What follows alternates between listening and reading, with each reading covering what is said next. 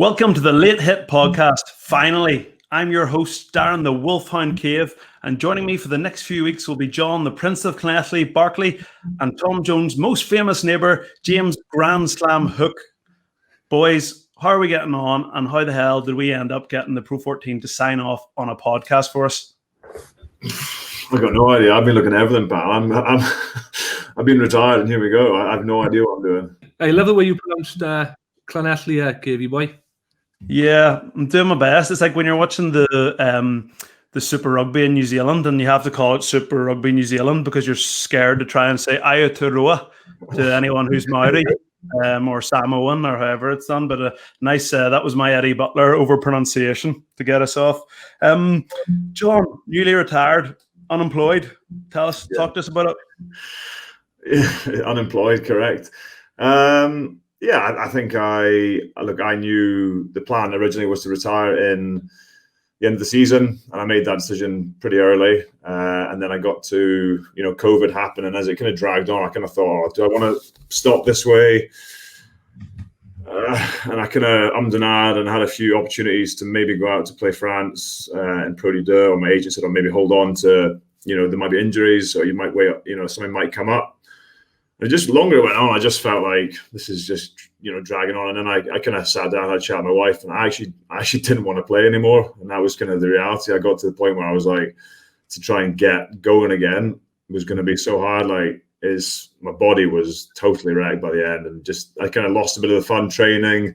Playing was still a good laugh, but the training was becoming arduous. So and it was good, just a bit of closure. I could have said, let's wait until October and see if someone gets injured, but it'd be a pretty sort of limp way to go out. So I just thought, I'll knock on the head. I probably should have done it, announced it a bit earlier, probably. But if I'm honest, I was thinking it might have been with COVID and stuff. It was like, maybe I'll be the easiest way to find a job, and then it didn't turn out to be the case. So here we are, unemployed.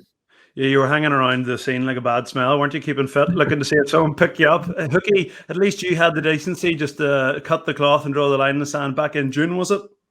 Yeah, well, I was supposed to finish end of this season now, but I was hoping to finish off with a couple of games, but obviously that didn't happen. But quite similar to John, really. I was ready to finish, I'd similar again. I'd probably had enough of training, turning up every Monday morning, especially when you come to the end of the career. You're not playing as much as you'd like to. So yeah, I was ready to finish, and like I said, it would have been nice to finish off with a couple of games and wave the hat to the crowd. But I wanted to be.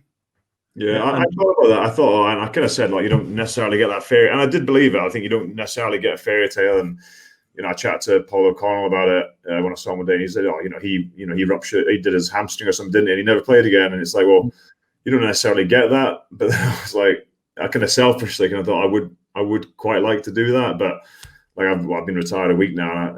I just, you do as a bit of closure, and you think, well, it's time to move on a bit and good on. I don't know what you boys like when you start. My body was, wasn't enjoying it by the end. Yeah, I wasn't too bad. Fitness-wise, I felt all right, but you play one game and it'd take you till Thursday to get back right again. So, yeah, like I say, I was ready to knock it on the head, to be honest. Yeah, and for me, obviously, it was over a year ago. Then I was I actually liked your quote, John, which I read because I'm obviously a big John Barclay fan. The end isn't about the fairy tale; the whole story has been a fairy tale. That was like, I wasn't sure if that was you or Shakespeare or what, but that was absolutely delightful. That's deep. Yeah. Do you know what? Actually, we laugh, but it is true. It's very easy, isn't it, to look back and think, flip, I would love that and I would love this. But in the end of the day, very fortunate to have achieved what you did, isn't it? Oh, yeah. And this is the whole cliche. I remember being that young guy. I literally, it feels like, maybe you guys the same. I remember I started and the older boys like going in, it was just Gordon Bullock or Simon Taylor, Jason White, and these boys, they were laughing because they remember thinking, I was John Jay, and then you seem to like blink. And I think one of my favorite expressions, the days are long, but the years are short, and you have long days and hard times and rugby. You get to the end and you're like, shit, that's it, that's the end. And you look back and it's 16 years and it's kind of gone in the blink of an eye. But yeah, it was good fun while it lasted. And for me, I was lucky when I finished. I retired at the same time as Rory Best, and it was probably quite lucky for Rory. Well, Rory, so basically we were going around the Kingspan, everyone was going, Cavey. Might have been Bestie or Rory, but I know what I heard. So it was nice for him to get on my coattails a wee bit. Player at him doesn't really get much recognition. But jokes aside, one thing that is nice when you retire, and what I want to ask you about, John, is the reaction from former coaches, players, teammates, etc. We'll come to a certain photo in a minute, but in general, that's a real nice thing. Yeah, it was, and I don't think I'm an emotional guy at all. I think you in an environment where you try and you're going to get the piss taken out of you most of the time. There's not much serious conversation in the clubs I played at. So, but the guys that are, when I retired, and the messages, people coming who you probably not many serious chats with, and just people coming out of the woodwork and say congrats, and people right back to school coming out and saying we watched your career, we watched it with pride, and it was quite overwhelming actually to see, because I think we live in a bit of a bubble, don't we? And it's really realize the impact you're having. So it was nice. But then you say that the game moves on and the season started again. It's like you quickly realize you're kind of part of the business as it is now. And what about that picture? He looks all right, Hooky, doesn't he? I do. What is he? I don't know. Don't know that anymore. It's not been kind to me, to the old love handles. So I said to you boys before, I've done everything I could in my power to hide that tattoo for my whole career. And I come back and Ryan Wilson's posted. I got to a 17 in New Zealand. I was on a scholarship there for 3 months. I thought, what'd be cool? Be cool as anything. I'll get a tribal tattoo. Looks great now, doesn't it? And when's the photo from? Why is it online? Who took it? Tell us a bit more. Oh, that's after.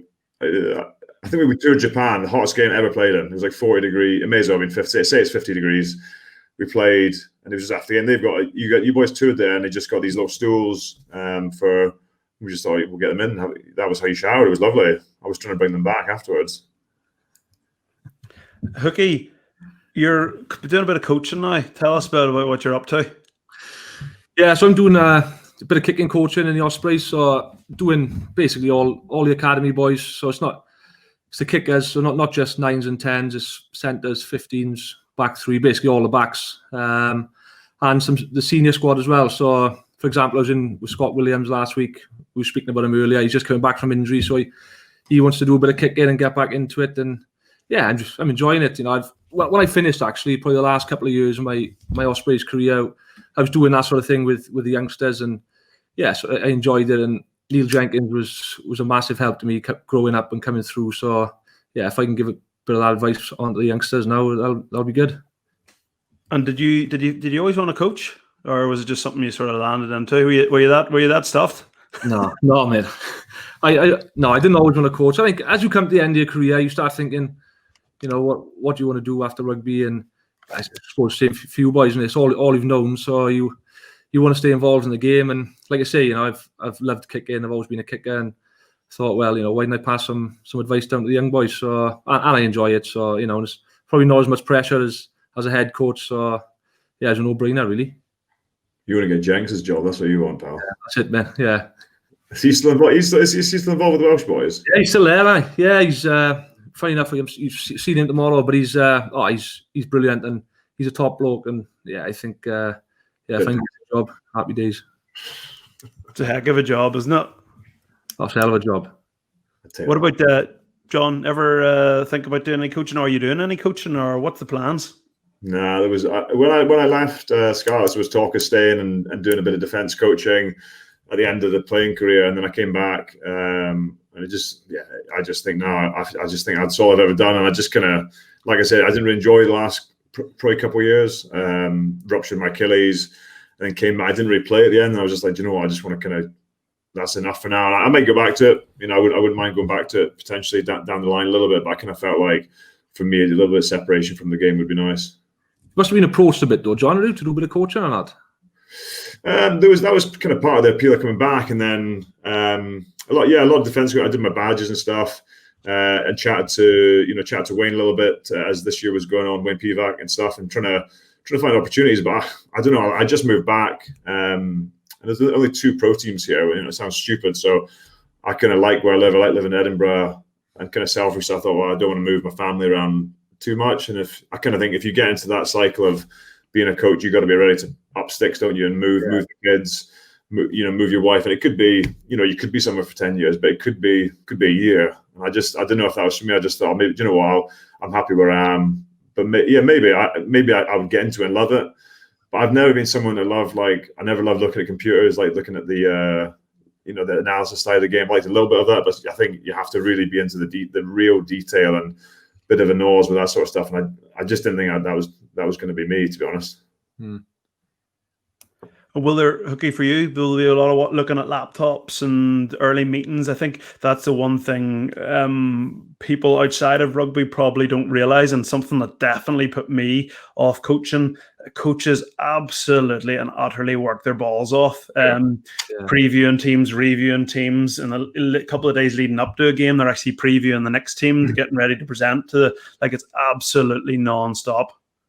Yeah, that's not something I enjoy too much, I got to be honest. But I suppose with the kicking stuff, you're out on the field, they enjoy being out in the field, and you can see how they're progressing, in the flesh there. There is an analyst taking videos, and he sends them through to me. So it's a couple of pointers I need to look at, and I need to show or pass on to the boys just to show them exactly what they're doing right or wrong. And, it's good for that. But yeah, sitting through meetings all day long, I'm not a fan of it.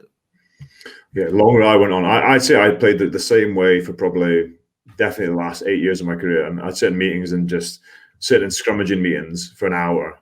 I'm like, nothing's changed here, lads. Like, for me, and you got to sit in these meetings, and I didn't want to be part. Yeah, for me, it was going to be too tiring to be part of that. And I wouldn't have had enthusiasm to do that, to sit, and you have to be enthusiastic, have to be, really energetic about the detail. And that wasn't me. Yeah. Yeah, and I often think after, when you've had those games and they may or may not have been in South Wales, Newport, and you've gone and you've played absolutely dreadfully, you've lost, and after the game you're on the way home and you're sitting in a complete sour, but at least you're only responsible for your contribution to that dreadful performance. I always think as a coach that, in those dreadful performances, you're sitting looking at a laptop thinking, I am responsible for all of that. How do I fix that absolute mess? Hooky, you just tell the boys to hit a few spirals, and then you're off for a pint. Inside spirals. That's what it's like, if you travel, say if we went to Ireland or Scotland, as soon as you go on the plane, the coaches, before they put the seatbelt on, laptops out, and they're coding the games ready for next week, or for the analysis on Monday. Yes, it's flat out, isn't it?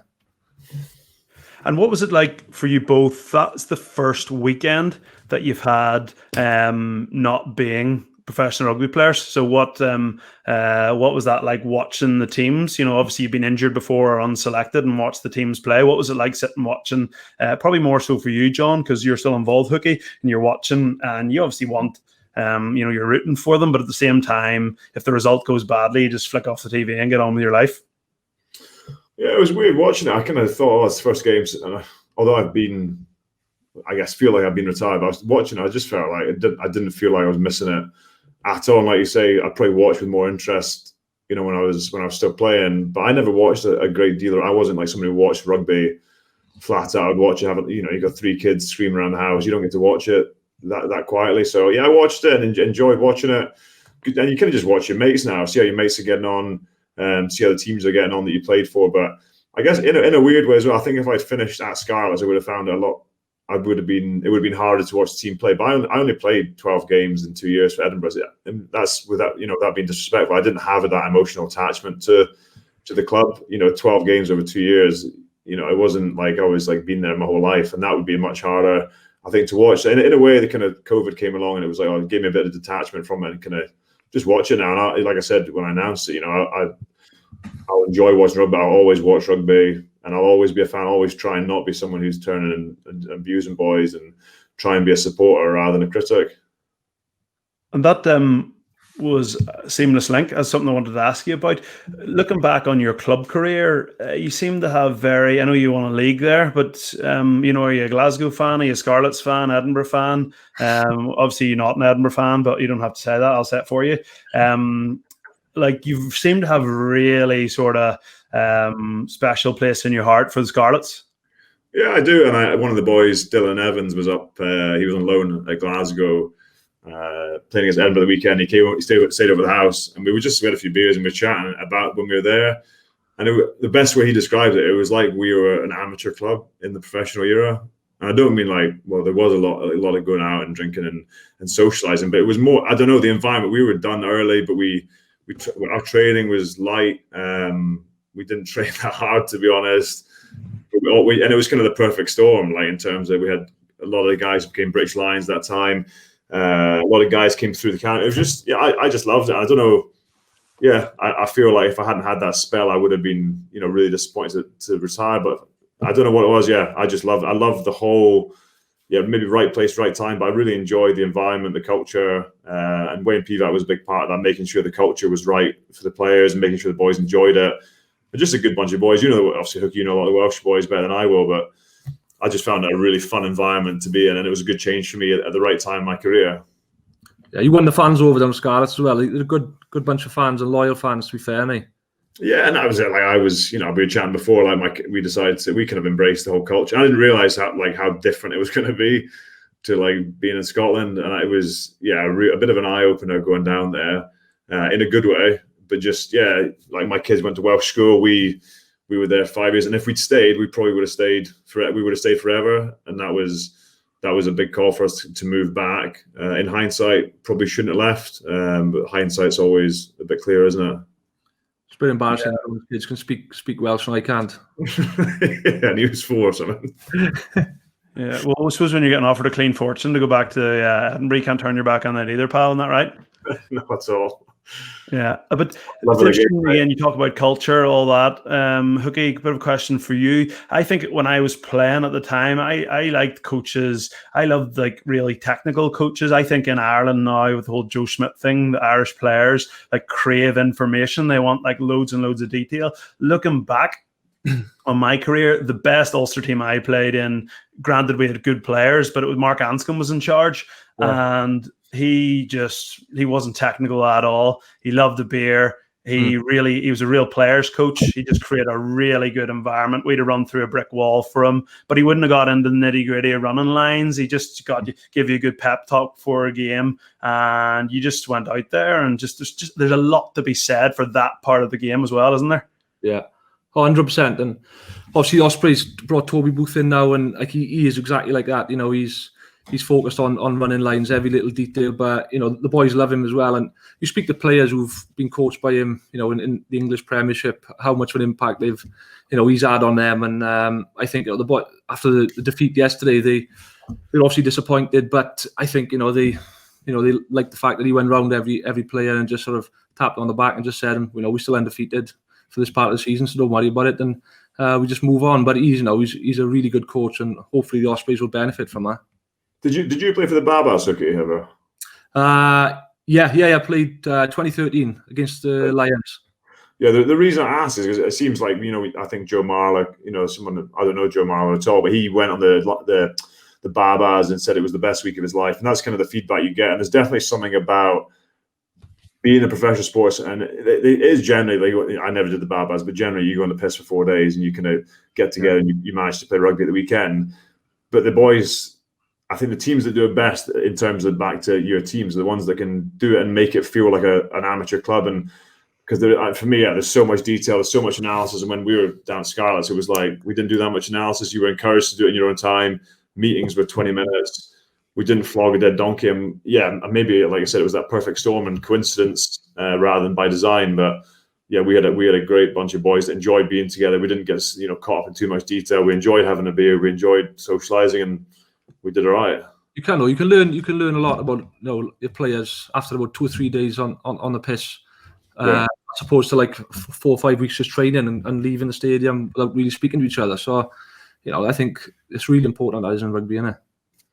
I think so, definitely. Yeah, and I actually never played for the Barbars either, John. So I think we should start like a bit of a campaign for when I'm still available. I'm like a little bit fatter, a little bit skinnier, a little bit balder. I'm still not that good, but I'm well up for a good time. So Cave and Barclay for the Barbarians, 20 whenever. Ugo Monya actually said, I did the BBC podcast, and he was saying, he was trying to get them to do like a Barbars game for the boys that, like yourself, Hooky, that didn't get retired this year without knowing they were going to retire, and they put it together. It was going to be pretty handy, but then I don't think the Barbars that are, so it didn't happen. COVID. Watching this though, hey, I can get back in shape quickly, so don't worry. Yeah, good. Well, you're still in shape because you're still hanging around looking at a contract. So just there's probably a plea. That should be the first plea we actually put out there. Well, lads, I know we're all busy men. You lads, I think, have about 10 kids between you from what I've seen on Instagram. But let's talk rugby for a minute. Who did we watch at the weekend? Who was impressive? Let's start at the start with the big one. If you're not Scottish, I'm assuming you boys got a bit of a look at Munster against Leinster. Yeah, I watched that game. I watched the whole of the Edinburgh Glasgow, and I thought there was a big difference in quality. That was like they looked like they hit the ground running proper in the Munster Leinster game. So yeah, I think Munster got a bit of work to do to qualify still, but I think they lost RG Snyman early on, but their centre partnership is going to be pretty tough to slow down, I think. And they're always thereabouts, Munster. And I think it goes a lot to their culture and stuff. But yeah, I was pretty impressed by the standard of that game, considering it was essentially pre-season. Yeah, it's probably the match of the weekend, really, for like the intensity. I would say with all the other games, or the 5 months out, just turning up, and I thought, obviously it wasn't a perfect performance from either team, but I thought, the way Leinster, they just sort of carried on as they do, and I think, what is that, 14 undefeated now in the league this year? Yeah, I wrote something before the game in a call. I wrote like, don't expect too much like from these games. Like it's not preseason, but it is. If you ever watch preseason games, they don't matter. And this helmet like wrote me a comment saying, "Yeah, but they're getting paid." I was like, "Yeah, but that doesn't matter, does it?" People give people an insight into like preseason. Like you can do all the running you want, do everything you want. But even like normal preseason, normally you stop in, when would you normally stop? June or July if you're going on summer tours. The Wolfhounds would have a big tour to Budapest, KV or something. We'd still be going in August, lad. We'd still trying to get home from Tbilisi. Then you'd have 2 months off, wouldn't you? The preseason would be 6 weeks or something. Yeah, 5 months. And then for them to rock up and be at that intensity, I thought was unbelievable. Yeah, any of the rugby I've seen in the Super Rugby or the Premiership, it's all been rusty, and I would have agreed with your what now looks like nonsense in hindsight, John, in your column, which you nicely plugged in there. Make sure you all log on and subscribe, people. Support John. Reading it, don't worry. There's a Just Giving page as well, I think. Great job's really did not look rusty at all. It was a great game of rugby. James Lowe on the score sheet. And just I expect it to be like a preseason game, and it really, really wasn't. Disappointing, as you say. I think you mentioned, John, to see Snyman go off early, but Leinster, Munster, big game, two big teams, big derby, and at the end of the day, I don't think Munster will be that concerned to run Leinster that close. I think particularly the last 15, 20 minutes when they started getting that really quick ball, and they showed that in Dublin they can cause Leinster that problems. They're still going to make the playoffs, so they're going to be thereabouts. So Munster are in with the chance.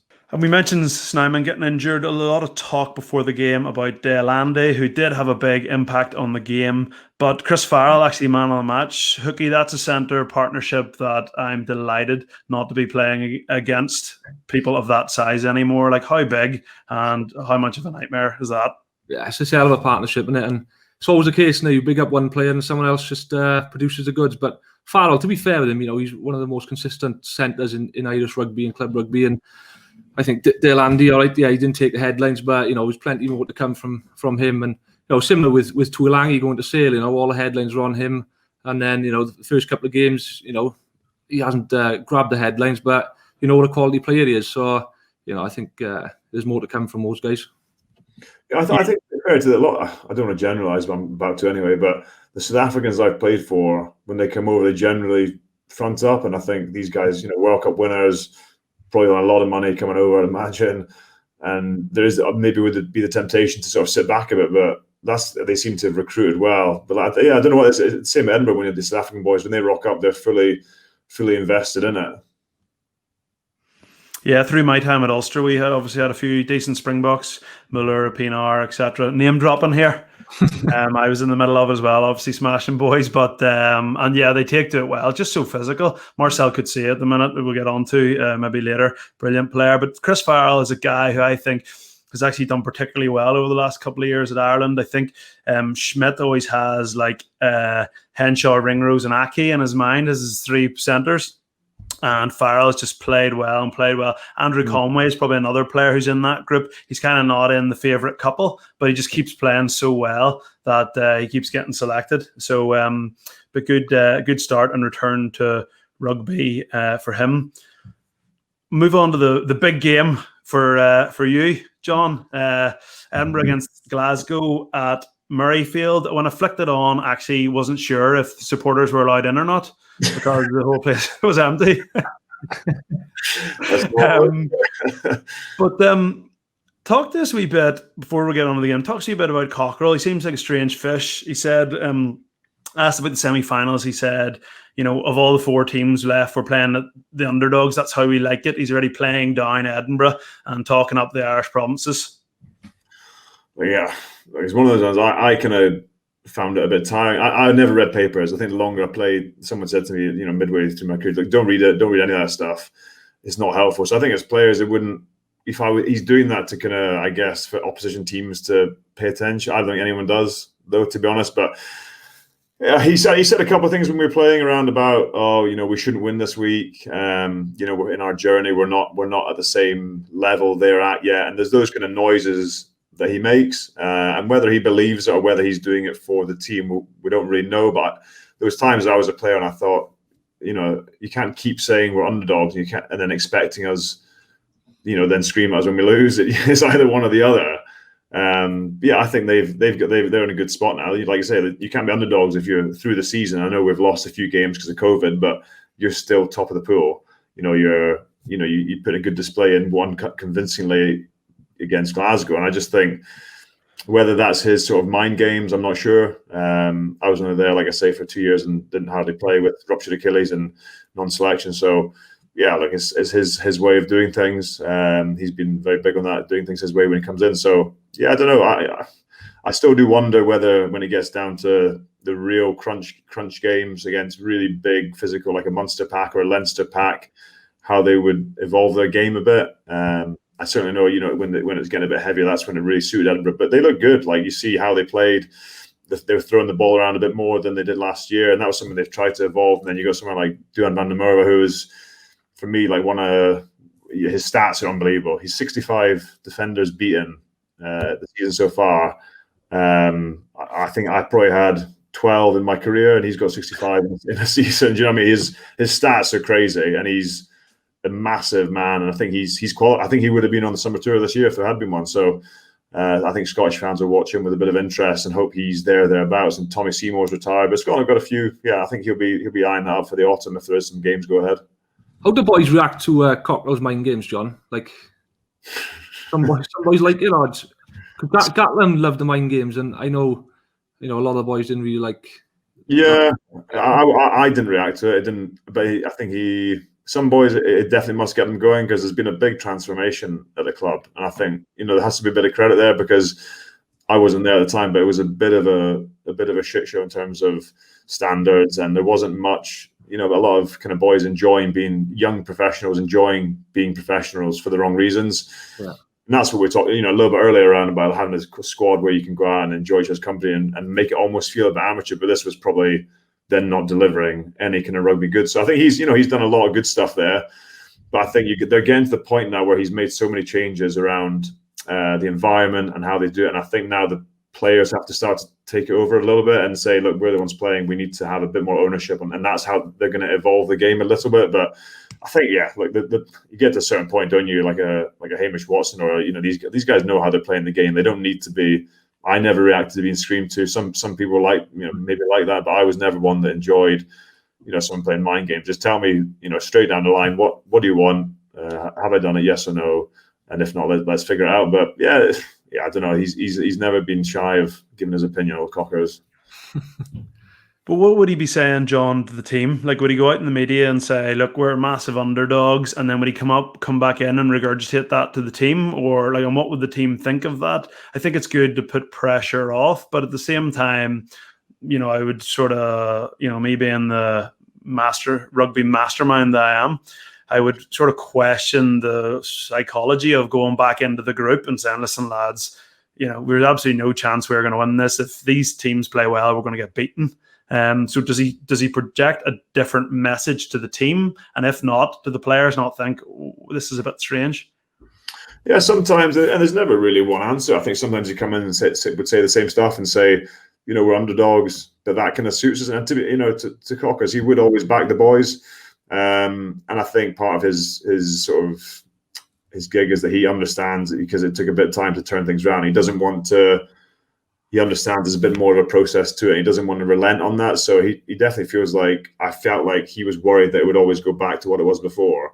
So he always wants the boys to know there's a lot more work to be done. We're never there. We're always going to be underdogs. And I think that's the way he played. He kind of played that on that edge as a bit of an underdog as a player. And that's what he's like as a coach. He wants the boys to feel like there's more fight in you as an underdog. And you see a lot of that in Edinburgh now. They're competitive. They're really fighting. They're top of the pool. And a couple of years ago, they would have been nowhere near that, arguably. Surely when you get to a home semi-final now, you can't keep saying they're underdogs, can you? Well, I don't think so, yeah. If you got a home semi, you're the favourite, you'd think. And the stats in the home semis are huge, I think. I think maybe 2 or 3 I think we did it at Scarlets twice. Ospreys maybe did it once, I think, Hooky, when you were there. And they're the only, in all the playoffs, someone might get the stats for us, but in all the playoffs, I think the home team wins generally. So, yeah, I mean, and then we were laughing about it there. Like, we're used to, when we're at Edinburgh, we're used to playing in empty stadiums. So this probably doesn't affect the boys that much. Like, you run out there and, generally it was empty. You got 68,000 seat stadium. There wasn't much of an atmosphere. Maybe they would have got some good crowds for a semi-final, or if they had the stadium up on the back pitches, but that won't phase them one bit. Like, run out. Whereas other people maybe run out. It's like, well, this is pretty crap. Hooky, while we're on the coaches, quickly, you mentioned Gatland there. I want to go touch on back on Edinburgh quickly before we move on. But Gatland was a really interesting guy for me. Hardly ever met the guy. Just missed out in the Lions, actually, one of the years he was coaching. But he and Schmidt used to have a real strange relationship because, believe it or not, I was actually in Ireland camp quite a lot. Someone had to hold the bags. Barclay, am I right? That's it. We've all been there. You know what I mean? So, and I really think Gatland used to get in his head, because Gatland used to say these stupid things about how Ireland kick the ball a lot and Ireland do this. And Joe used to come in meetings and he'd say, I know some people are saying in the media that we kick the ball and some people are saying this. And, Joe was right. Gatland was completely full of hot air. But the fact that we were talking about it. Yeah. And like I said, he loved the mind games as well. So he would say something to the players and then say something completely different sometimes to the press. And, so like I think a lot of the boys I've spoken to, particularly in the Welsh squad, they didn't like it, because they didn't react well to it, like John just said. And but it's funny because, Cockers has been obviously pretty successful, and Gatland is Wales' most successful coach. So I don't know whether players like it or not. It seems to be successful one way or the other. It definitely seems to be a new generation of coach, like I didn't, that older generation, the Gatlands, the Cockers that grew up, and the game's moved on a lot. And I think now the newer generation, the Steve Borthwicks of the world, they're kind of understanding more around about maybe the psychology and actually doing a bit more understanding on that, rather than just the kind of mind games and the psychology, that sort of, reverse psychology that sometimes coaches uses. Look, I can't speak for it. It never did anything for me. I just knew what I needed to do, how to play, and the rest of it was kind of white noise for me. But some boys maybe really feed off that. And when we got Van der Merwe's stats, lads, to go back to the Edinburgh-Glasgow game, when we got those sent through, I did wonder, were they yours, John, from earlier in the season? 65 defenders beaten, 28 clean breaks, 830 metres, 7 tries and 3 assists. And if anyone saw his assist at the weekend, holding the ball in one hand like that, that's just darn right rude. Mate, I genuinely, we played in the year and he made 6 or 7 tackle breaks in one run. And then all the boys are laughing because they looked at my stats and I'd made 1 that year. The guy is unbelievable. He is physical. He is enormous. I think he's about 6'5". His speed is frightening. And he wants the ball. That's the other thing. Like, you get a lot of guys, maybe, when it's easy going forward, but he wants the ball. He wants to run over you. He wants to flatten you. So he could be something special. He's got, bits of his game to work on, probably his kicking game, he'd admit, a bit, defensively. But I think especially the way, Gregor wants to play the game with Scotland, he wants to play a fast, game. And I think this guy could be a big part of it if he stays fit. What do you reckon, Hooky, your best place to judge? Decent shout for the British and Irish Lions if we get a tour? I reckon, and we just spoke about Gatland, and that is Gatland's type of winger. If you look over the years, the Alex Cuthbert, George North, these big, powerful boys, and he fits a script, no problem. So, yeah, if he stays injury-free and keeps playing like that, he is one that will go on our Lions tour, I have no doubt. And Gatland likes, chucking sort of ringers in the hat. I'm not saying he's a ringer, but, he's not afraid to make big calls. So if he's playing well, he'll go, no doubt. Decent game Sunday afternoon at the Liberty Stadium. Ospreys 20, Dragons 20. Big talking point from that game was the red card to George North quite early in the game as well. Hooky, talk to us a bit about that game. Bit of excitement at the end. What did you make of the red card? Yeah, it was unfortunate, and I think we just saw George's try there. He took that really well, as you'd expect from George, but I think it's just, we know George, he's not malicious, he didn't mean to do it, he just timed it wrong. Straight away, look, he's held his hands up, and unfortunately, on the clock is sort of nearly 14 minutes up, and, the Ospreys, got a bit of an uphill struggle then, but fair play to the Ospreys, they dug in, they still played some good rugby, they were putting Justin Tiprick, defender in the centre, which he does, better than most professional centres anyway. And yeah, they could have won it in the end, it came down to, a couple of errors towards the end. They were in the lead, and then obviously, like you say, Cave, the Dragons scored really late on to draw the game. I noticed Alan Jones in first receiver a few times. He's in James Hook, is he? All right. Evolution, mate. Fair play to him. He's got the skills, isn't he? And he saw himself in first receiver twice, and George was in the corner. But maybe that's what Toby Booth is bringing in a little bit. Just getting the forward. You saw it a couple of times in the game. The forwards comfortable handling the ball, and you saw Sam Parry's try where Kieran Williams made a break, and Sam Parry went under the post. It was great handling, and you're starting to see a little bit of Toby Booth come through.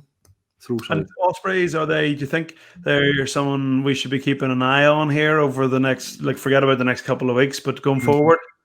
Oh, I think so. These two games, there's nothing on them for the Ospreys.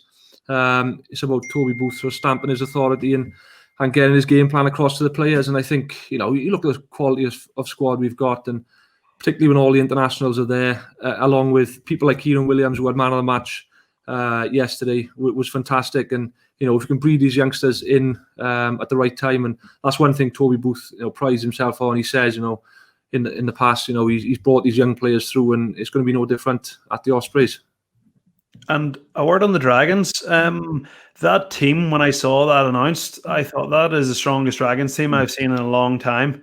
Ashton Hewitt played really, really well, looked really lively. But in general, they looked on paper and a decent, not unfortunate not to win the game, although it could have gone either way. So they could be sort of one to watch as well. You'd be surprised if you saw them challenging in the next 12 months, but they could cause a few teams a bit of trouble.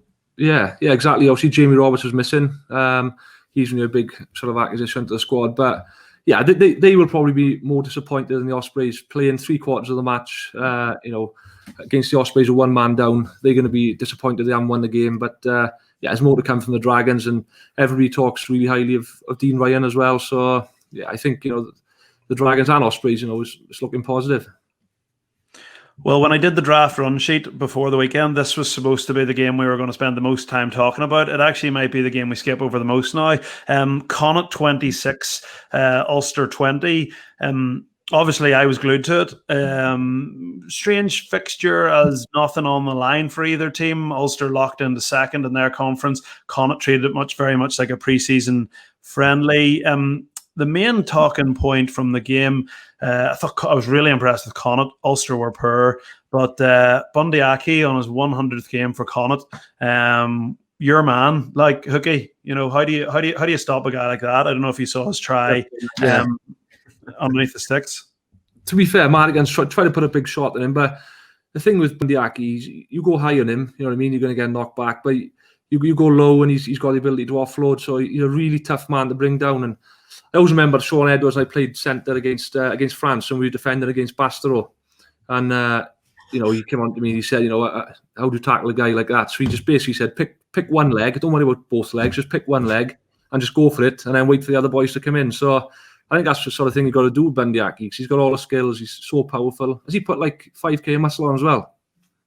I don't know. He looked big and angry. He played really, really well, both sides of the ball, like a menace at the breakdown. The Ulster sort of centre defence there, that seems like a legacy from players past. John, what do you reckon? Yeah. Old habits die hard in the Ulster changing room, I suppose. I thought Ulster were poor, and I thought Ulster last year were it's hard to, like you say, psychologically for them. They knew they're tied into second. Are they viewing it as more of a hit out? I doubt it, but maybe without realising they were, because Dan McFarlane, for me, probably the best coach I ever worked with, and he's done some great things there, but their scrum creaked. They just didn't look sharp, and that's not like them. He would have been pretty gutted with that, but maybe that's not a bad thing. Like you talk about, sometimes success is a lousy teacher, and maybe at this time of the season, which is a strange way to put it, because we feel like we're at the start, but we're at the end. They're going to playoffs. They'll maybe learn a lot from that and learn a lot moving forward. But yeah, I thought Connacht were good. They're throwing the ball around. They're playing that expansive style still, and yeah, I thought they looked fit. They looked good. So maybe the team to watch next season, perhaps. And I actually said on Twitter at Darren Cave 13 for anyone who wants to, get that number up a wee bit. Just about, I think the good thing for Ulster is that they can kind of just forget about it and move on, because at the end of the day, there's no repercussions, and just put it down to a bit of COVID performance, because it was really, really poor for them. But chance next week, another Interpro, and then they're going to be playing plenty of knockout rugby. I was going to touch on Benetton's Zebra, but I have to give a mention to producer Adam for his cheat notes, which read, Zebra showed some good set piece work. So he obviously hasn't even watched the game. That's a guess. All we needed was something that beside it saying Italian discipline ? But anyway, Zebra had a good win at Benetton for our Italian listeners out there. Moving on to Scarlets Cardiff. Suppose this game affects both of you. I'll start with you then, John. Were you surprised to see the Scarlets win so convincingly? It was a pretty 32-12 it was. Do you think? I was expecting to be a little closer. Yeah, I think Scarlets, certainly my experience when I was there, they love it at this time of year. Dry track, dry ball. And I think they've got now is a full squad. Most squads are full because we've been out for so long. You got almost full squads to pick from. And I thought they looked good. They had guys looking sharp with the ball. And quite a few changes there. I think the season before last, they were in a bit of transition and Wayne's left. And again, Brad Moore came in and did a great job by all accounts.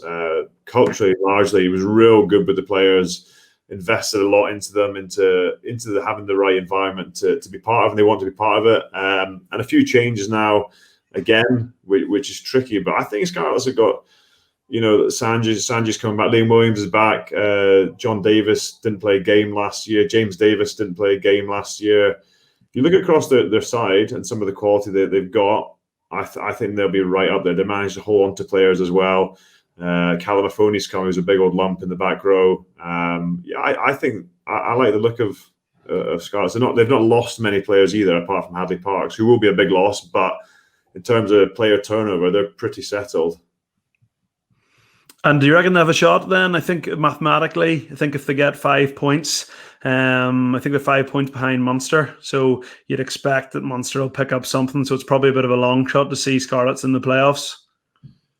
You'd have to say so, yeah, probably. But again, it's a tricky one to look at. I'm kind of viewing them as more for next year. They'll come through, get a bit of a longer run off into, a kind of a mini preseason again, which the players will love, I'm sure, and then get into the season.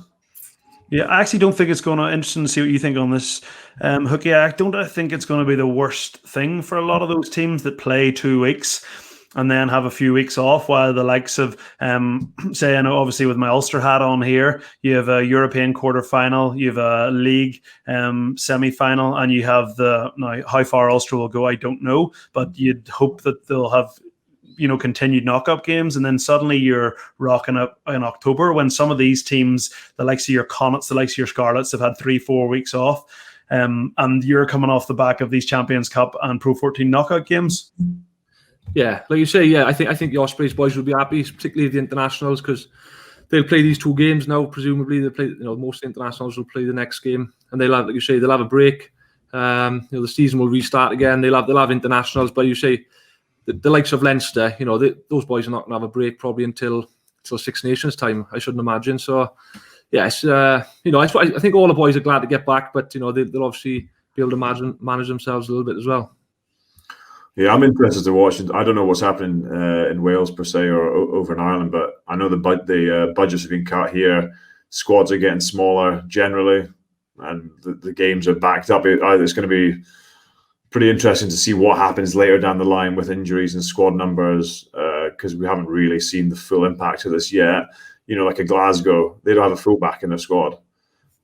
Hugh Jones playing at fullback. I would have Hugh in my team at centre any day, but he's not fullback. And Danny Wilson's come out and said, their head coach said, look, we had a fullback lined up, and I know who it was, a really good fullback, but it's fallen through and there's no money. So what's the impact going to be across the season on these squads that are going to have to just keep playing and playing and playing, and the budgets and the squads are getting a bit smaller? Well, lads, we wanted to start with a bang on our very first episode, so we've gone big with our first guest. We're joined now by the legend that is Nigel Owens. Nige, how are you? I'm very well, thanks, boys. How are you? Yeah, not too bad, not too bad. Before I bring the boys in, can you just tell us what does a Monday afternoon, as we are now, look like for international rugby referee?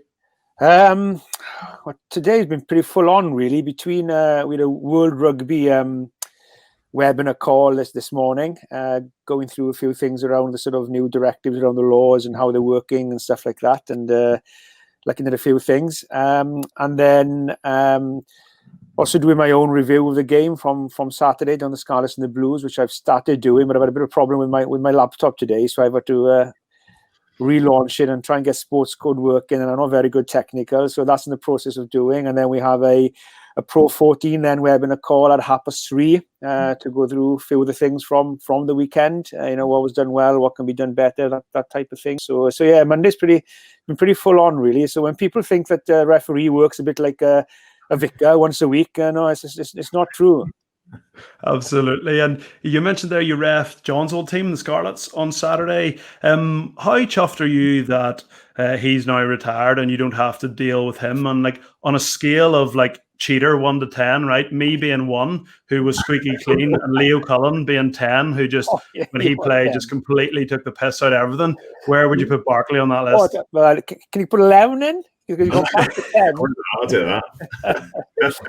Well, you knew, and this is a compliment. You knew that you were in for a hard day refereeing when John was playing, because he did what he's supposed to do very, very well in around that contact area, and like many of the other flankers as well. So sometimes you look at certain teams and you see the back row line up, and that probably indicates to you the type of game that's in front of you, really. If they've gone for the big back row, then they'll be sort of ball carrying a bit more than maybe jackling and getting in for turnovers. And then you had the sort of the other type of back rows then with John was, where you knew we'd be in over that ball, scrapping for the ball, and obviously could carry the ball well as well. So yeah, you knew we were in for a tough afternoon of refereeing, which is a compliment when it comes to the back row. But yeah, so things are a little easier now that he's finished. So you would look, Nige, you would look at teams and think this is what's going to, you would have a look at the team sheets and think, oh, I have to have a look here this week. Or I'd never thought of that I know we analyse referees now. I never thought of it the other way around. You might look at teams and think, I'm going to have to be looking at this a bit closer. Or yeah, well, you would. A lot of referees do a lot of homework. They'll spend days and days looking at teams, looking at the last 4 to 5 games, looking at individuals playing and making notes around the individuals, the type of play that they do as well. And that, whatever works for the individual. But I'm not a big fan of that. I still like to sort of, do my preparation. I don't think I overdo it. I do just a little bit. And then I like to have an open mind when you referee the game and referee what's in front of you. Because if you go into games with preconceived ideas, that's when you'll come unstuck as a referee. But yeah, certainly when you were looking at like I've refereed a couple of times some of the teams where if they pick a certain back row, big ball carriers, and one out and out open side, compared to then maybe on the other occasion, or the opposition team, they may have gone with, 3 open sides in the team somehow, or a number 8 and 2 open sides. Then you knew that, they were going to be in over that ball and wanting to get those turnovers and prevent the quick ball for the opposition. So it was a trigger for you, really, on the type of back row that was picked. I think England did it in a couple of games of the World Cup where they went with, out and out open sides. You tend to know then they're going to be in scrapping for every ball and in over the ball. So yeah, you would get a bit of a in your prep work that you knew sort of what expect really. But every back row has its role to do. But there were certain if you were a team with 3 Sems in them, or certainly 2 Sems, then you knew that you were going to have to be in on the contact area at the same time as them to make sure that any turnovers and stuff like that were legal and the entry and stuff, where everything was fine. What was it like refereeing with no crowds, Nigel? Obviously, down at the Scarlets, you give a dubious decision against those. The crowd usually jumped on your neck, didn't they? So they have that reaction, did you? It's the first time I've been down the Scarlets, so they haven't been booed. I thought John Fox the ball, boy, he booed a couple of times on Saturday. I went to Wales and I actually I've been booed before. I've never been fucking booed, and someone stood up and shouted "fucking boo!" right in the face. That was like one of my first. I think we maybe lost to Dragons down there in my first games. I was like, okay, that's welcome to Wales, maybe. I remember reffing. I think it was probably Iestyn Harris's first game for Cardiff or Blues, whatever they called back then, down in the old Strady Park. Obviously, it was massive crowd there. I'm pretty sure it was like a New Year's Day game. It was Lumo's first game. They had delayed the kickoff for about 40 minutes to get the crowd in. There was a massive crowd there on the old Strady Park. And I remember penalising Darren Evans right in front of the North Bank down in the Strady Park. And there must have been 16,000, 17,000 packed into that day. And about 16,000 of them were booing me like hell. And the noise was unbelievable. It went booing on and on and on. And Iestyn Harris was lining up his kick, I think his first time to Strady Park. And he turned to me and said, they don't like you down here. And I said, hey, they're not booing at me, mate. They're booing at you. And he just looked at me. And but yeah, it was different, Hooky. It was a bit strange. But I'm not being disrespectful here to Murrayfield and Edinburgh at all. But, if you've gone to referee in Edinburgh on a Friday night and it's a 65,000, 67,000 stadium and you've got 3,000 or 4,000 in there, the atmosphere is totally different to what it is like when there's 25, 30, 40,000. And I remember doing Toulouse, Edinburgh in the quarterfinal of the European Cup. I think it was about 40, 45,000 in there that day. Hell of an atmosphere. So, I've refereed in big stadiums where the crowds are a little before, and that makes a huge difference to the atmosphere. Yeah. But obviously this was different again with, no atmosphere at all. So, which is something totally different, really. So it was a bit different, but when you just get out there and get on with the game, you just, get on and referee it. But I hope that, it won't continue a long time like that, because you want the crowd. You go somewhere like the Kingspan of the old Ravenhill on a Friday night, 16,000, 17,000 packed in there. It certainly lifts you as a referee and lifts you and you walk into that field, and they're singing stand up for the Ulster men, and all the crowd are singing, and it certainly adds to the occasion. And it must make a difference to you players playing, but it certainly makes a difference to the referee as well, like when you feel the atmosphere around you. Love you at the Kingspan as well, Nigel. The bloody cheer for you louder than the cheer for me. What's it like for the referees refereeing the derby games? I'd never thought about it before. We all know inter-provincials in Ireland are massive, and in Wales, the regional rugby just comes to life. I think of like those Boxing Day games, or those games in and around Christmas, and the Welsh regions just come to life. All of a sudden these stadiums are sold out. Is it different for you? Would you look forward a little bit more to refereeing to the Welsh teams against each other, or as a player you probably would have had a little bit of an eye on that, or is it just completely business as business? No, it is different. There's no doubts. When there are certain fixtures as a player, I suppose. Like Hooky will tell you, Ospreys against Scarlets. Or John will tell you, Edinburgh, Glasgow. Those, those type of big interprovincial derbies. Munster, Leinster.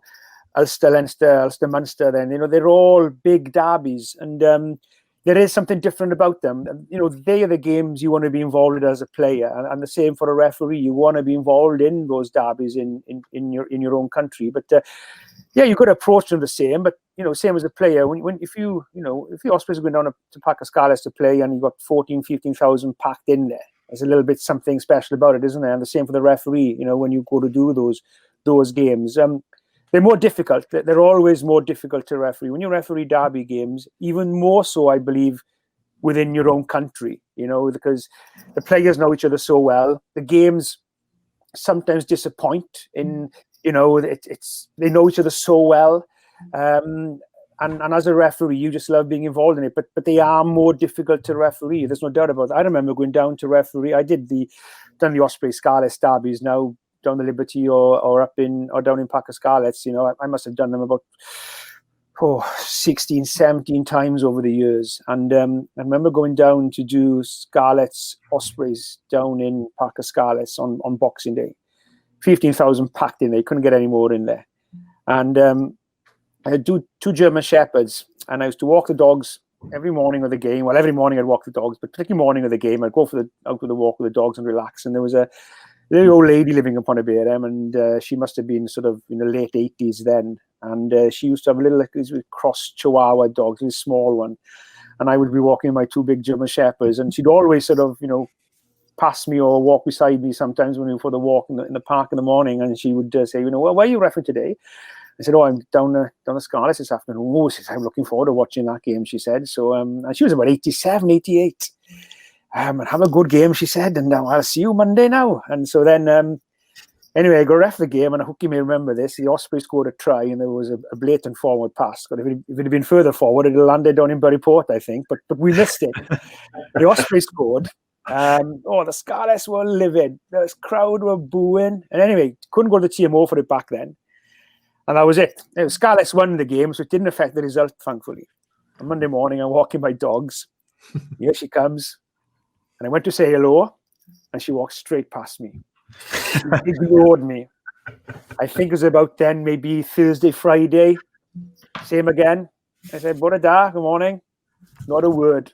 For about 3 weeks, she never said a word to me. And then one morning, she said, Nigel, I wasn't very happy with you down that Scarlets game when you didn't see that forward pass. And she ignored me for 3 weeks because 87-year-old woman.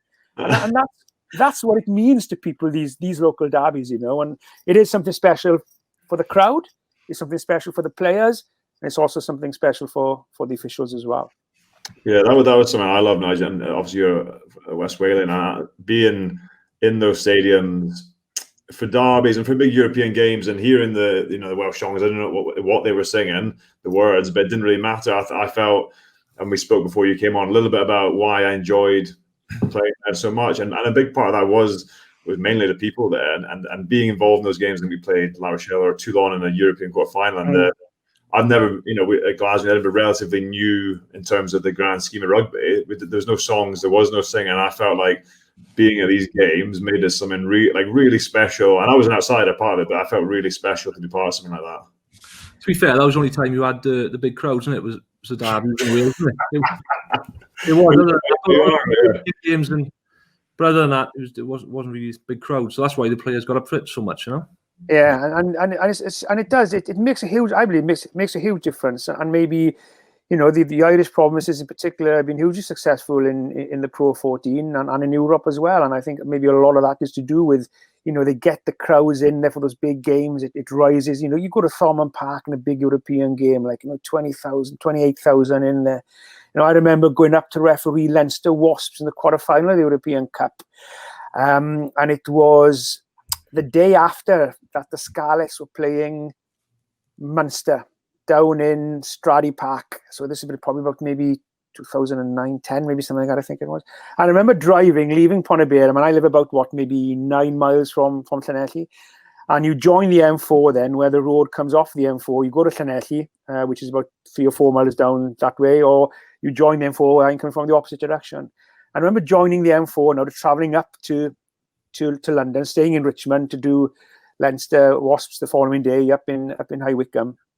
And I remember the traffic, the huge amount of traffic on the M4 queuing to get off because, Munster were playing, Scarlets were playing Munster down in Stradey Park in a big European Cup game, and you could just feel it driving there. How special it was, and it is such a shame. When you get some big Pro 14 games, big derbies, or if the Ospreys, when the Ospreys were in their height of their power, and they would be playing your Munsters, your Leinsters, you'd get a good support coming over for those games and a good crowd and stuff there, hitting the sort of 15, 16, 17,000, then you'd have an atmosphere, and hopefully that's something.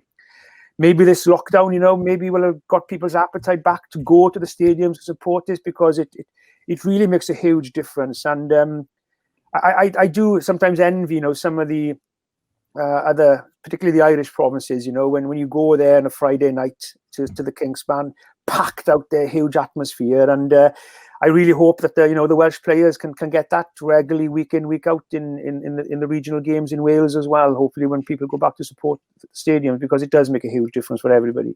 Having the internationals playing obviously helps as well, doesn't it? So when we played like Munsters, Leinsters, when the O'Driscolls were playing, O'Connells, the Darren Caves, those boys, they had big crowds, didn't they? But when they weren't playing, the crowds didn't really turn up, did they?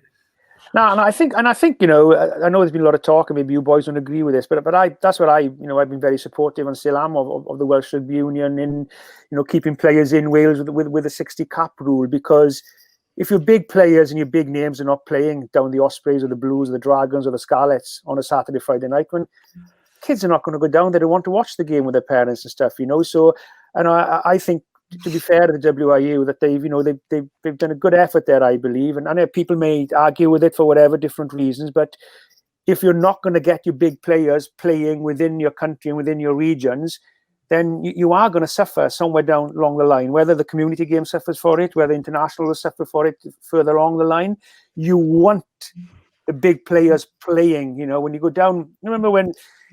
Down the Ospreys when Hooky were playing, and Mikey Phillips was there, and Henson, Shane, Bernie, Ali Wynn, Adam Jones, Hibbs, Paul, you had, and a couple of the back rows, Jerry Collins and all these. Marshall came then, oh God, the crowds went there, and to me, you need these people there, on the pitch to bring those crowds in, and.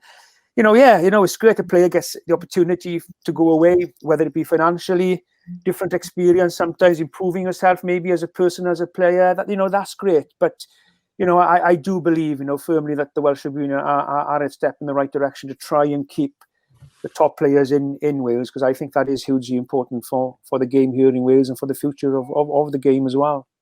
It's our strength and depth as well. And when the internationals are away, like you talked about the Ospreys, you had, like you said, Tia, Jerry Collins, Stefan Tablanche, Marty Haller.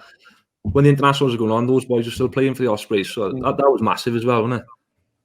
It was, and it made, because some of those games back then, and even so now, when you get some, when you have the full team out on the pitch, in the Pro 14, when everybody's fully loaded, some of those matches are test match intensity. They really are.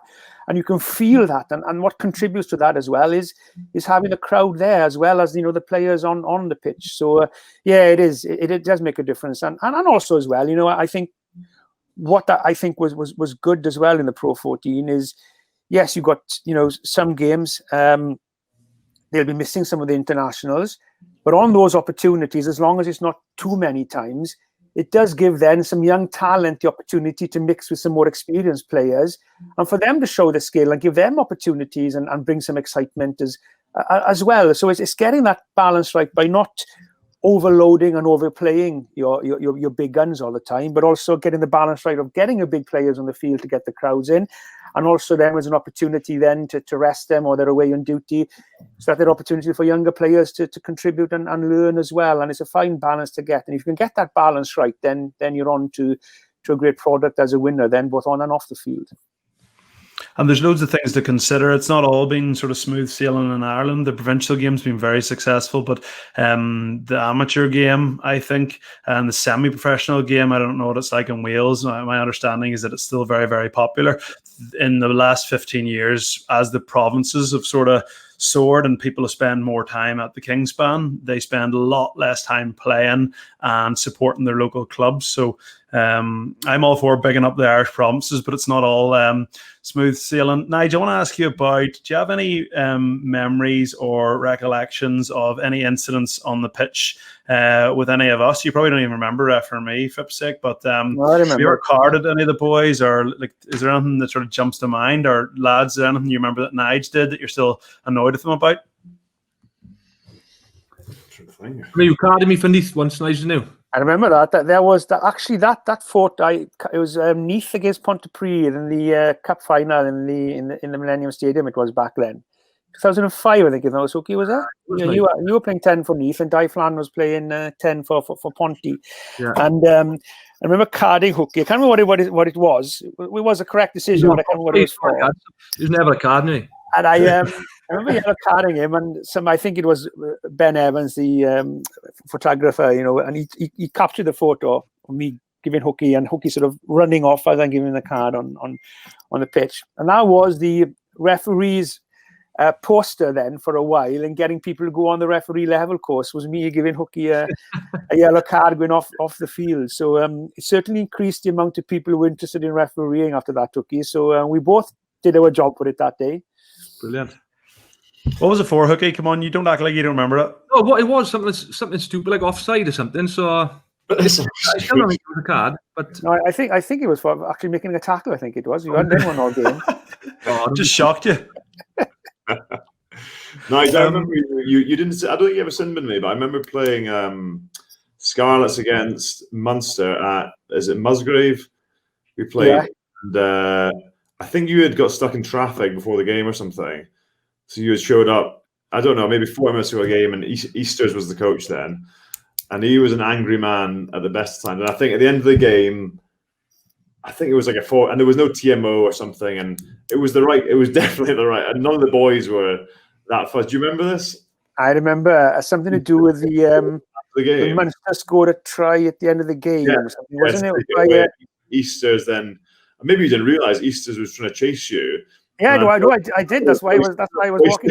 I don't know if Boise, Mark Jones, was trying to stop him, and we were like, "What have we been beaten?" None of us had even seen it. I don't know if there was TMO. Maybe that was when you couldn't even. I think maybe that was when you could see the screen, but you guys weren't allowed to use it as a reference. Was that happening at a point? I think it was something along the lines that. Yeah, I can't remember what it was. It was something to do with either the screen wasn't clear or wasn't working properly, and the TMO had to make the decision, and he awarded the try to Munster. And back then, I think it was an Irish referee, which Easterby wasn't happy about. And I think it was one of those where the ball sort of went backwards or went down, and then they got over. So he looked, but he was right, and I spoke to him about it after, not immediately after the game, or quite a while after that. But it was, in all fairness to the TMO, it was the correct decision. The ball actually never travelled forward, so it was one of those contentious decisions, really. And that's what I don't get sometimes with people, don't get me wrong, not coaches and players, because you get frustrated in the heat of the moment. That's totally understandable.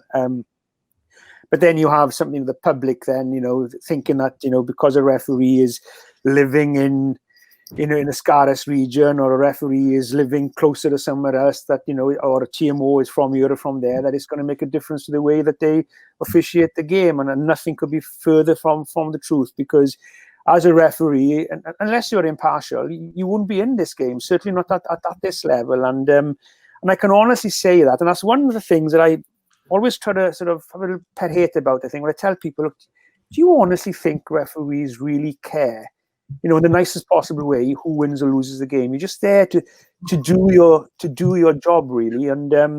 And yeah, no, he did the correct call that day. In all fairness to TMO, it was a tough call. But yeah, I remember Easters wasn't up. I think Rob Evans got a yellow card there as well, I think. Oh, yeah, that was a bad one. Yeah, he got a yellow card or something in the line out, didn't he? Out in the air, and he wasn't anywhere near it. It was our ball. That's it. Yeah, I remember that. That wasn't I think the game was a Friday night. And the Saturday night, I was in the Spread and Eagle in Carmarthen, and who comes in was Rob Evans. Oh God, I had it. It's the most bizarre incident I can sort of off the top of my head remember, and I think a game you were officiating at the Kingspan, I don't know if you remember, and there was a scrum about to go down, and all of a sudden you blew the whistle and pulled over actually British and Irish Lion in the end prop, Tom Court, and ordered that he go to the sideline and change his boots because he was wearing like some kind of NFL boot that had like a solo stud on the top of it or something. And I just remember standing there, you know, wind, sideways rain, freezing cold, going like, what is this sport whereby this smaller gentleman with a whistle is telling this 20-stone prop to go and change his shoes? That was absurd. Do you remember that? Yeah, I think I remember that actually. Yeah. I do. I remember doing a strange old job in it, Nigel. He was the one he didn't never look like a prop off the field, didn't he? He had his glasses on, and he didn't look like a prop forward off the field. But I remember seeing he was intelligent. I looked twice. I thought, you look a bit too intelligent to be a prop. I do remember something like that. It was illegal back. It's not illegal now, actually. The World Rugby have looked at sort of, you know, all the tests they've been doing regarding safety and stuff like that. And but back then it was illegal to have a single stud, I think, at the end of the boot. And if I remember, I can't remember whether the actual boots were illegal to begin with, or he had a stud missing and he only had one left. And I said to him, you need to get a stud in there because, you know, that's illegal. If you catch somebody with that stud, then the both of us are going to be in trouble here because you shouldn't be wearing it with a single stud. And he said, we can't get I think he could get a stud into it. He didn't have any spare studs, so I had to send him to get his boost changed or something. I think it was. Yeah, you are right. And it was one of the many nights in the Kingspan or the old Raven Hill where it was wet and windy. I'll tell you a good story now. We always my TMO for pretty much most of my Pro 14 and Celtic League and Pro 12 and Europe. What have I done? So it was something like 120 European matches, and my TMO for about 100 of them were Derek Bevan, the same in the Pro 14, you know. And Bev was a hell of a character. Derek Bevan was. He wasn't really keen on the sort of, you know, the TMO and the technical side of things, but he agreed to be. He was my coach for many years, and he agreed to be my TMO on only with me because on the basis was, look, I'll agree to be your TMO because I'm not going to be TMO for anybody else. I don't want to do it, but I'll be your TMO as long as wherever we go, we always go out for a few pints after the game, no matter where we go. Win or lose, no matter how the game goes, we go out for a few pints. So we agreed on that. So anyway, for many, many years, that's what we did. And I remember going over now to referee. It was double header of the European Cup. Ulster, you had just beaten Northampton in Franklin's Gardens. And then I was doing the return fixture the following week in the old Raven Hill. I think it was a game with Tommy Bow had a bit of serious injury that game, and he was out for a while. And anyway, Northampton turned you over 10-9 against all the odds after you'd beaten them so well the week before up in Franklin's Gardens. And of course, when a side loses and the crowd are not happy at the end of the game, I said to Bev, you know, if the game goes pear-shaped and the crowd are booing when we come off, I said, we won't be going out. So anyway, came off the field. The crowd in the old Raven Hill came off the field. I had about 8 stewards in yellow jackets taking me off the field. And you came off the pitch, you know, and it goes to go up then between the crowd and in under the old changing rooms into your changing room. Derek Bevan was in the TMO trucks. The crowd were booing. Jesus Christ, I've never heard them booing so much. They'd lost 10-9. Tommy Bow had a bad injury. He was out for a while after that. And they were booing me coming off. And I said to my ass, we're not going out for a pint tonight, that's for sure. And I go to the changing rooms, I sit down. I was physically and mentally drained. The match was absorbing. And Derek Bevan comes in from his TMO truck. He puts his hand on my shoulder and he says, Nigel, well done. You've just fucking spoilt a good night out. So we had a few pints in your hotel instead then, and we did go out. Yeah, probably best. It was never the team's fault, Nigel. As when Ulster lost, that's all I remember. It was certainly never my fault from where I was sitting. We won't keep you much longer, Nige. Just want to quickly ask you about the future for you. You probably don't like getting asked about this, but tough luck. You said in April you'll be refereeing for another year, maybe longer, maybe international level, maybe not.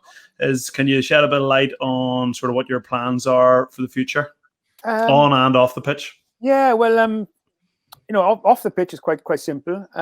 When I do hang up the whistle, whenever that'll be, I'll be doing some coaching with a couple of young referees here in Wales with the Welsh Rugby Union, and also I've got a farm at home as well here now. I've got a herd of pedigree Hereford cattle, so that's keeping me busy as well. So that'll be taking up some time as well, which is my interest and hobby as well, which I love doing.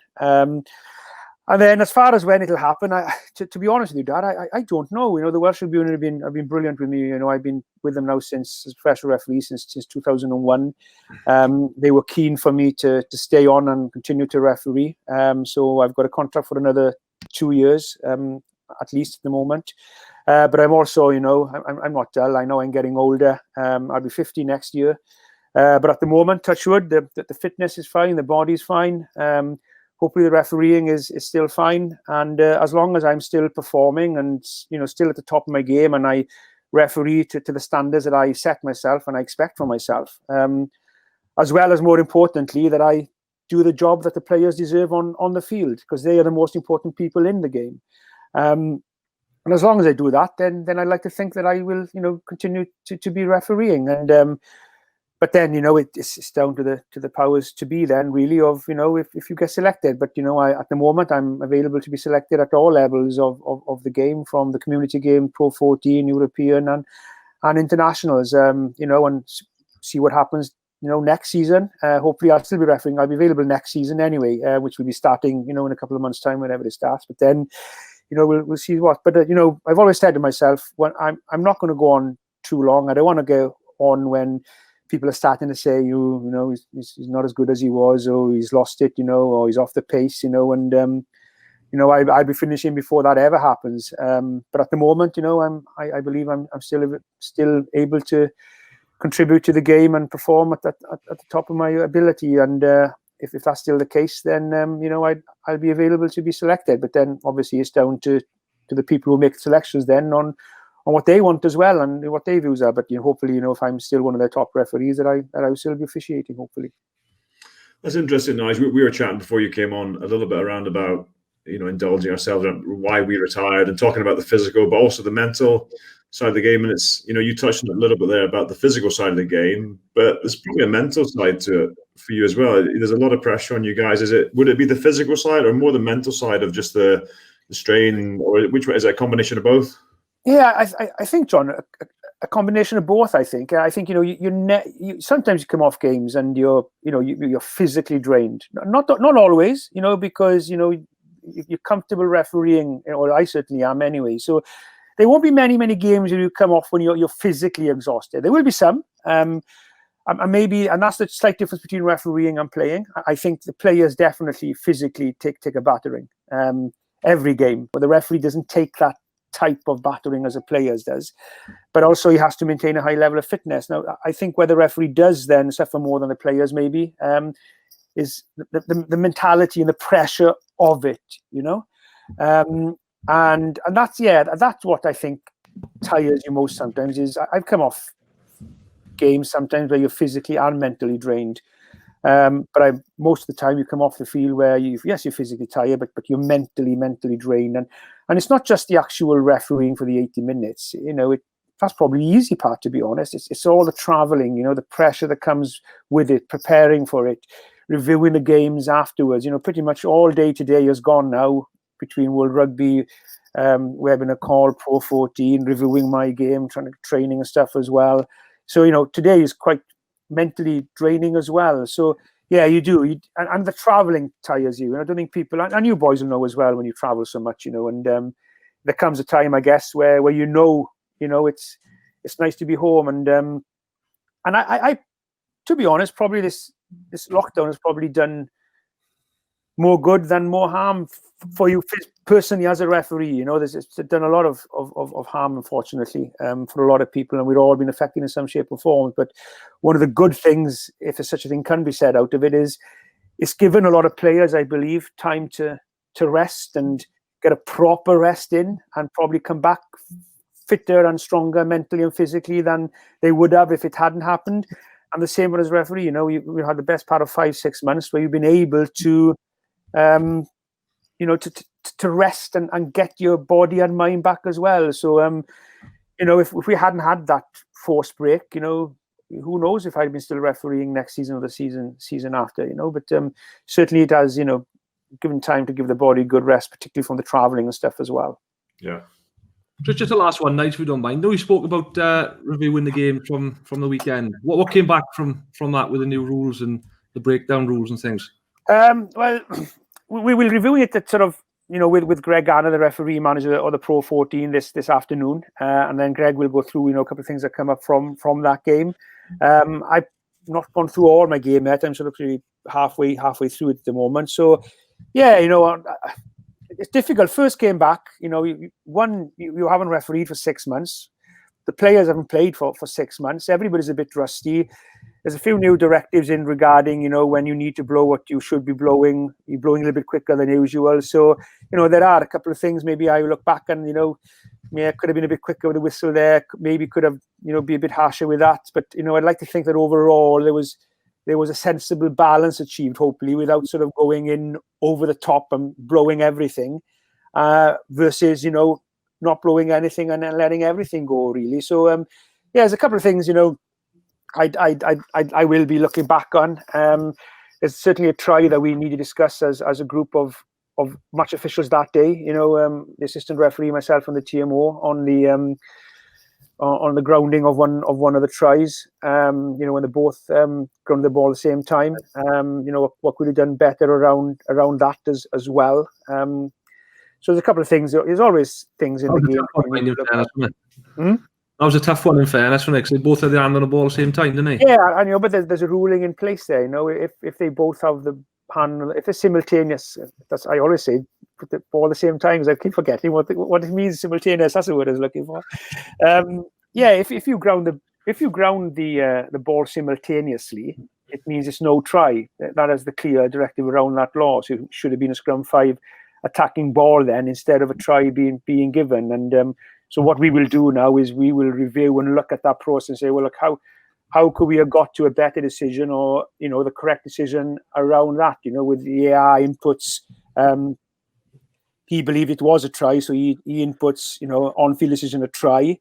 So the TMO then is looking for a reason then basically of not to give it. So then he needs to look at how did he come back with, you know, agreeing with a try instead of coming back with, well, if it's simultaneous grounding, then it shouldn't be a try. So this is the information I give you. So that's what it's all about, you know, is being honest really and looking how, you know, as a group of officials, we should have got to the correct decision around that, you know. And it was tight. It really, really is tight. But at the end of the day, if the law is, if it's simultaneous grounding, then it's no try. It's scrum 5 attacking ball. Nigel, you were dying to give that try, that Cardiff try, weren't you, in the forward pass? You merely made your TMO put his hand up there. I thought looked like he was playing for American football from where I was in Belfast, but you really made him say, look, Nigel, I'm not going to argue with you, but don't be giving that try, pal. And that's exactly what you want to see. That was a process where it worked well, you know, because on the field, because when it happens, you have that sort of gut feeling sometimes. You think, oof, you know, and so when you're running with it, and it's different to when you're looking at something static versus something running with it. And these calls can work the both ways. So when we're running with it, you're thinking, that's okay to me, that's flat. And then what you want then is, if you've got a doubt, you think, oh, I think that is forward, then you've got to check it.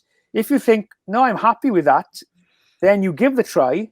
And this is where the TMO works well then. The TMO then will come in and tell you if he thinks you've got it wrong. So he comes in and says, look, we need to look at this again.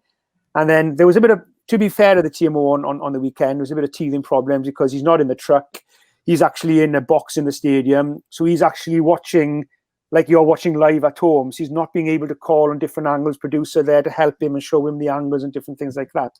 So, you know, it took maybe a little bit of time to to get to that correct decision. But you know, that's what he wants. He comes in and says, "Look, no, Nigel, you know, this is clearly forward. You see it on the screen, and it was clearly forward. So that's what you want, really. That's a TMO system working well and getting those big decisions right. Look, the easy.